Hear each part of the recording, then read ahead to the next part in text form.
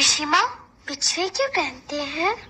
क्योंकि यहाँ पर एक नस होती है, उसे दबाव नहीं ना तो लड़की उड़ जाती है।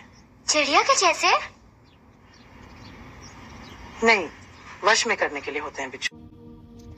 मेरी नानी कहा करती थी, ये जो बिछिया, पायल, चूड़ियां हैं ना, ये औरतों की बेड़ियां हैं। उन्हें ये कहकर पहना दी गई कि तुम बहुत खूबसूरत लग रही हो, या फिर अपने पति की लंबी उम्र के लिए।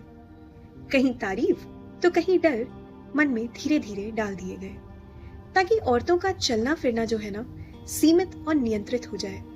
और अगर वे कहीं आए जाए भी तो कम से कम आवाज से पता तो चले कि कौन आ रहा है। अब नानी अपने इन रैडिकल विचारों को खुद तो लागू कर ना सकी, मगर अपनी ये सोच अपनी बेटी और नातिन को जरूर दे गई। और जो क्रांति मेरी नानी की बेटी ना ला सकी, जाहिर है मुझे तो वो लानी ही थी। बचपन से ही मैंने सवाल किए कि सारे बदलाव हमेशा औरतों को ही क्यों करने पड़ते हैं, चाहे पहनावे में हो या फिर रिश्ते परिवारों में। शुरू में तो कुछ झूठी वैज्ञानिक व्याख्याओं ने थोड़ी संतुष्टि भी दी। फिर एक दिन मेरे भीतर का तर्कशील मन जाग उठा और पूछने लगा, ये सारे बंधन सिर्फ औरतों पर ही क्यों, पुरुषों पर क्यों नहीं? वे तो खुलकर घूमते हैं, किसी को भी छेड़ सकते हैं, तो फिर उनके मन पर काबू रखने के लिए उन्हें बिछिया क्यों नहीं पहनाई जाती? कई बार जवाब इंतजार में होते हैं कि सही सवाल मिले तभी वे सामने आए।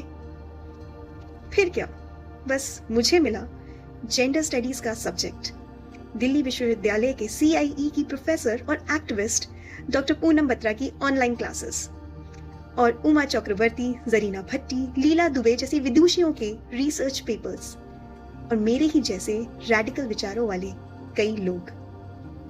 तब जाकर मेरे बचपन के सवालों के सही जवाब मिलने लगे कि कैसे पितृसत्ता ने रणनीतिक रूप से बचपन से ही बच्चों को लड़का और लड़की के जेंडर्ड रोल्स में डिवाइड एंड क्रिएट किया। क्योंकि सही मायने में देखा जाए तो बायोलॉजिकल डिफरेंसेस के अलावा हम में कोई मूलभूत अंतर तो नहीं। हम सभी आखिर हैं तो मानव जाति का ही हिस्सा ना। पर बचपन से ही इस सीमित दृष्टिकोण में पले बढ़े समाज के लिए ये समझना कठिन ही नहीं, लगभग असंभव सा है।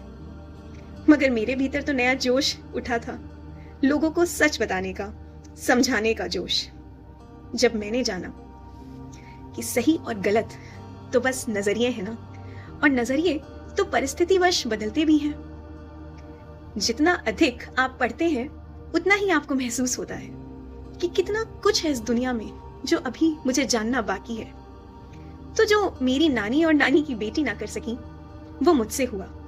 डॉक्टर अंबेडकर जी की शिक्षाओं ने, सनातन परंपराओं की वास्तविकताओं ने मुझे भीतर तक झकझोर दिया, और मैंने शादी के बाद से ही पितृसत्तात्मक प्रतीकों को पहनना बंद कर दिया। इनफैक्ट मैंने इन्हें कभी अपनाया ही नहीं। अगर मैंने सच्चे मन से कुछ अपनाया तो वो है अपने पति और उसके पूरे परिवार को। So my ingredient list for a happy married life: having an understanding family who is willing to listen and initiate the change without the fear of losing their beloved son.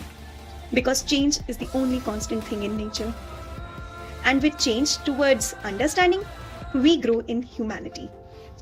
So, अब शायद मैंने लोगों को समझाने पर give up तो नहीं किया, हाँ, मगर मैंने अपनी अप्रोच चेंज जरूर कर दी है। अब मैं उन जवाबों के साथ लिखती हूँ, पढ़ती हूँ, वीडियोस रिकॉर्ड करती हूँ, बातें करती हूँ कि जब कोई सही सवाल मुझे ढूंढेगा तो मेरे जवाब उन्हें खुद ब खुद मिल जाएंगे।